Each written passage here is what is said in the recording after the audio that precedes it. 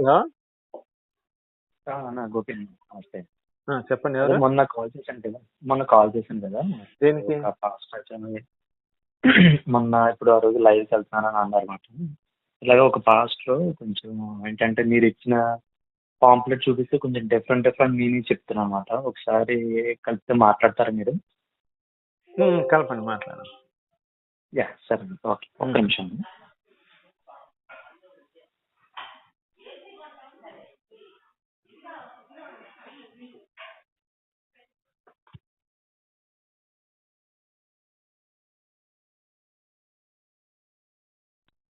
మీరు మాట్లాడే వ్యక్తి మీ కాల్ ని होल्ड లో పెట్టారు. దయచేసి लाइन లో వేచి ఉండండి. आप जिस व्यक्ति से बात कर रहे हैं उन्होंने आपके कॉल को होल्ड पर रखा है. कृपया लाइन पर बने रहिए. The person you are speaking with has put your call on hold. Please stay on the. అదే నేను అన్నాను కదా. చేశారండినా? చేశానండి. ఆయన ఏంటంటే ఆయన బిజీగా ఉన్నట్టున్నారు. మీరు మామూలుగా చెప్పండి. మా ఫ్రెండ్ కూడా వచ్చారు ఆ రోజు, మీరు నాకు చెప్పారు కదా, అది మా ఫ్రెండ్ కూడా చెప్పండి ఒకసారి. హలో పాస్టర్ గారండి.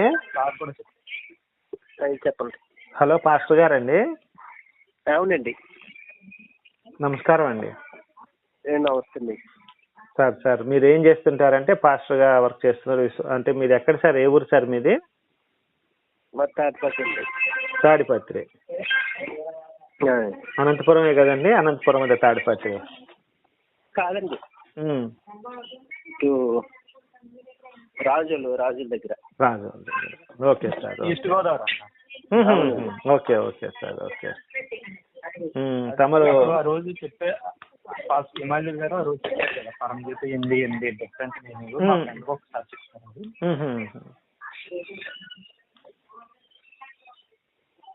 చెప్పండి. పాస్టర్ సార్ బాబు నువ్వు సైలెంట్గా ఉండి తమ్ముడు, ఒకసారి నేను మాట్లాడతాను. సరే సార్. పాస్టర్ గారు, నేను ఇంతకుముందు 10 సంవత్సరాలు పాస్టర్ గా చేశానండి.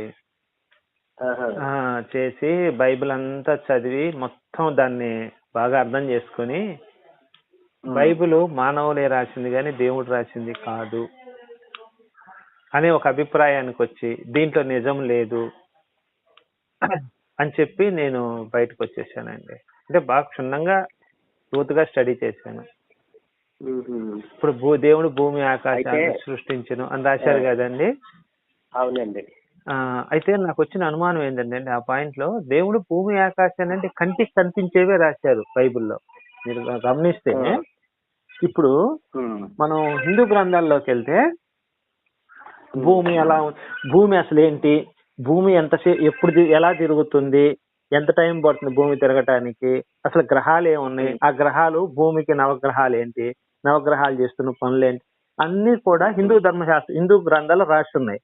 పర్టికులర్ గా మన వేదాల్లో రాయబడి ఉన్నాయి అవన్నీ. 9 గ్రహాలు అంటే మంత్రం కూడా ఉంటదండి. ఆదిత్యాయ సోమాయ మంగళాయ బుధ గురు శుక్ర శని రాహు రాహు కేతు మంత్రం ఉంటది. అంటే 9 గ్రహాలు ఉన్నాయి అని చెప్పి ఇలా రాసి ఉంటుంది బైబుల్లో. నాకు అంత లోతైన సబ్జెక్ట్ ఏం కనపడలేదండి. అంటే భూమి ఆకాశం కనపడింది కదా, ఈ 2 సృష్టించాడని రాసుకున్నాడు. చెట్లు కనపడ్డాయి, చెట్లు, సముద్రాలు కనపడ్డాయి, సముద్రాలు, ఇలా రాశారండి. చెప్పండి. బైబిల్ అనేది మహాజ్ఞాన గ్రంథం. దాన్ని ఒకసారి ఆది కాండం తీయండి, చెప్తాను మీకు అర్థమయ్యేలాగా. ఆది కాండం తీయాలా? ఫస్ట్ సరే, ఆది కాండం తీసానండి. చూసారా? నా దగ్గర సజీవ వాహిని ఉందండి. సజీవ వాహిని ఆన్లైన్ బైబిల్ ఉంది. ఇది 66 పుస్తకాల గ్రంథం నెంబర్ 1. చూడండి ఒకసారి. ప్రొటెస్టెంట్ 66 పుస్తకాలే సార్. ఎన్నో అధ్యాయం తీయాలండి? మొదటి అధ్యాయం తీయండి ఒకసారి. తీసాను సార్. తీసారా? చదవండి ఒకసారి. చదివాను సార్. ఆది యందు దేవుడు భూమి ఆకాశములు సృజించెను. ఓకే అండి అన్నాడు. ఎలా సృజించాడు? భూమి నిరాకారంగాను శూన్యంగాను ఉండెను. అంటే దాని ఆకారం నిరాకారం, శూన్యం. చీకట్ల అగాధం జలములపై కమ్మి ఉంటుంది. జలములపై అల్లాడుచుండెను అన్న దేవుడు ఆత్మ. ఓకే, దేవుడు వెలుగు కమ్మని పలుకగా వెలుగు అయ్యింది, వెలుగు వచ్చింది. వెలుగు మంచిదైనట్టు దేవుడు చూచెను. దేవుడు వెలుగునే చీకటిని వేరుపరిచాడు. ఉమ్. ఇవన్నీ మామూలు కనపడేవే కదండి, ఇవన్నీ మనుషులు కనపడేవే కదండి. నేను అడుగుతుంది ఏంటి, కంటికి కనపడింది ఈ రోజు సైన్స్ కనిపెట్టింది ఈ ఆది కాండంలో ఏముందని అడిగానండి. ఒకసారి నేను చెప్తున్నాను చూడండి. 5 వచ్చిన చదవండి ఒకసారి. 5 వచ్చిన. దేవుడు వెలుగు పలికిన చీకటి రాత్రి అని పేరు పెట్టు, అస్తమయ ఉదయం కలుగాక ఒక దినమాయను. ఒక దినం అన్నాడు ఇక్కడ. ఒక దినం అన్నాడు. ఒక దినం నడాలంటే ఏముండాలి ఏమండి? మీరు చెప్పండి సార్, నేను అడుగుతాను. ఇప్పుడు ఒక దినం అవ్వాలంటే ఏమి ఉండాలి? సూర్యుడు ఉండాలి, చంద్రుడు ఉండాలి. ఓకే అండి. ఒక దినం అయినా అన్నాడు. మరి సూర్యుడిని ఎప్పుడు చేశాడు, చంద్రుడిని ఎప్పుడు చేశాడు చూద్దాం ఒకసారి. అది 4వ రోజు చేశాడు చూడండి ఒకసారి. ఎప్పుడు ఉందంటది 14 వచ్చిన చదవండి ఒకసారి. దేవుడు ప్రకటి దేవుడు పగటిని రాత్రిని వేరుపడుచు చదివాను సార్, ఇవన్నీ చదివాను. దిన సంవత్సరం సూచించగా ఉండును గాక. ఓకే అండి, చెప్పండి. ఇక్కడ పైనేమో ఒక దినం అన్నారు. ఇక్కడ సూర్యుడు చేసిందేమో 4వ రోజు చేసాడు. మరి అక్కడ సూర్యుడు లేకుండా ఎలా తిరిగింది అక్కడ? చెప్పాలి, మీరే చెప్పాలండి. మీకేంటంటే సూర్యుడు లేకుండా ఒక దినం అన్నాడు. ఆ దినం ఏంటి అంటే విశ్వ దినం అండి. మనకి భూదినాలు 7 సూర్యుని బట్టి. విశ్వ దినాలు అనేది కొన్ని కోట్ల సంవత్సరాలు పడుతుంది. నేను అడుగుతుంది అది కాదండి, నేను అడిగిన ప్రశ్న మీరు చెప్పే సమాధానం సూట్ అవ్వలేదండి. నేనేం చెప్తున్నానంటే మనుషులు కంటికి కనిపించే భూమి కనపడింది, ఆకాశం కనపడింది, చెట్లు కనపడింది, ఈ కనపడిని రాశారు, కనపడనిది ఏమి రాశారు బైబుల్లో అని చెప్పి అడిగాను సార్. ఇప్పుడు హిందూ గ్రంథాల్లో మనకి వెళ్తే మన సప్త ఋషి మండలం ఉందని చెప్పారు, అరుంధతి నక్షత్రం చూపించారు, ఎక్కడ ఉందో ఈ రోజు కూడా చూపిస్తున్నారు దాన్ని. నవగ్రహాల గురించి చెప్పారు, గెలాక్సీల గురించి చెప్పారు, ఇక్కడ నుంచి సూర్యుడు ఎంత దూరంలో ఉంటారని వేదాల్లో చెప్పాడండి. ఇప్పుడు హనుమాన్ చాలీసా సార్ నా ఒక నిమిషం నన్ను చెప్పనండి, ఏముందో నేను చెప్పినట్టు మీరు మాట్లాడండి. హనుమాన్ చాలీసాలో సూర్యుడు హనుమంతుడు మింగడానికి ఆయన పండును తినడానికి వెళ్ళినప్పుడు దాని యొక్క దూరాన్ని కూడా కొలిచి చెప్పారు స్పష్టంగా. ఇంత దూరం ఉంది అని చెప్పి కొలిచి చెప్పారు. మీరు చదవండి, హనుమాన్ చాలీసా చదవండి. ఇలా ప్రతి ఒక్కటి కూడా హిందూ గ్రంథాల్లో ఎంతో నాలెడ్జ్తో కూడుకున్నదంతా ఉన్నది. బైబుల్లో ఈ విశ్వం గురించి ఏమి రాసి ఉన్నది? నేను అడిగితే భూమి మీద మనుషులు వీటి గురించి కాదండి, చెట్లు, చేపలు, సముద్రాల గురించి కాదు. ఆకాశం అన్నాడు, ఆకాశాన్ని సృష్టించినప్పుడు ఏమేమి సృష్టించాడు, దాంట్లో ఏముంది అని దాంట్లో లేదు కదండి. మనం ఎలా నమ్మాలంటున్నావు? ఒక ఉదాహరణకి మీకు ఒక పర్సు పోగొట్టుకున్నారు, మీరు పోలీస్ స్టేషన్కి వెళ్తే అప్పుడు పోలీస్ ఏమంటాడు, ఏమైనా నువ్వు పర్సు పోగొట్టుకున్నావు, దాంట్లో ఏముందో చెప్పమంటాడు. చెప్పినప్పుడే మన పర్సు అవుతుంది. మీరు చెప్తారు ఏమంటే 500 రూపాయల నోట్లు, 200 రూపాయల నోట్లు ఉన్నాయని చెప్తే ఆయన చెక్ చేసి అవునో కాదో ఇస్తాడు. దాని అర్థం ఏంటి? మనం ఒక రుజువు చేసుకోవాలి, మనది ఇదని చెప్పి ప్రూవ్ చేసుకోవాలి. అలానే బైబుల్ దేవుడు ఇవన్నీ సృష్టించాడు, ఇదిగో ఇది సృష్టించాడు, ఇది సృష్టించాడు, కంటికి కనపడే మాత్రమే రాశారు. చేపలు ఉన్నాయి అన్నాడు, జంతువులు అన్నాడు, అడవి అన్నాడు, ఆకాశం అన్నాడు. వినండి సార్, వినండి. ఆకాశం అన్నాడు, చెట్లు అన్నాడు, పుట్టలు అన్నాడు, పాములు అన్నాడు, లేకపోతే ఇది రకరకాల పేర్లు, జ్యోతులు అన్నాడు, చంద్రుడు సూర్యుడు అని చెప్పి జ్యోతులు అని చెప్పాడు. ఇవన్నీ కంటికి కనిపిస్తున్నాయి, నేను కాదనట్లేదు. కంటికి కనపడుతుంది ఏమి రాశాడు నాకు ఒకటి చూపించండి. ఆది కాండంలో అడుగుతున్నాను నేను అక్కడి నుంచి. కంటికి కనిపించినది ఏమండి? గాలి లేదా? గాలి ఉందా లేదా? ఏమండి పాస్టర్ గారు ఏం మాట్లాడుతున్నారు సార్ మీరు? గాలి ఉందని అందరికీ తెలుసండి. అసలు గాలి సృష్టించాడు అదైనా చెప్పండి ఎక్కడో. గాలి నీరు సృష్టించినట్టు ఉందండి బైబుల్లో? సార్ నేను అడుగుతున్నది మీరు ప్రశ్నలు చెప్పడం నేర్చుకోండి. గాలి నీరు సృష్టించినట్టు బైబుల్ నుంచి నాకు రిఫరెన్స్ చూపించండి ఆది కాండంలో. పోనీ చూడండి, నీరున్నా చూపిస్తాను చూడండి. ఉన్నది కాదు సార్ పాస్టర్ గారు, ఉన్నది కాదండి. నీళ్లుంది గాలి ఉందని రాయటం కాదు. దేవుడు భూ ఆకాశాలను సృజించును, దేవుడు నీటిని గాలిని సృజించును అని పదాలు ఉండాలండి. నేను అది అడుగుతుంది. నీరు లేకుండా చూడండి, నీరు ఉందో చూపిస్తాను సార్ నేను ఉందని నేను చెప్తుంది. అగాధ జలంపై వెళ్ళాడుచుంది అక్కడ చెప్పాడు కదా ఆల్రెడీ. ఆయన సృష్టించినట్లే నేను అడుగుతుంది అది కాదు సార్. సృజించను, గాలిని సృజించను, నీటిని సృజించను అని రాయాలి కదా. నీటిని సృజించాడు, గాలిని సృజించాడు అని రాస్తే దేవుడు కలుగజేశాడో మనం అనుకోవచ్చు.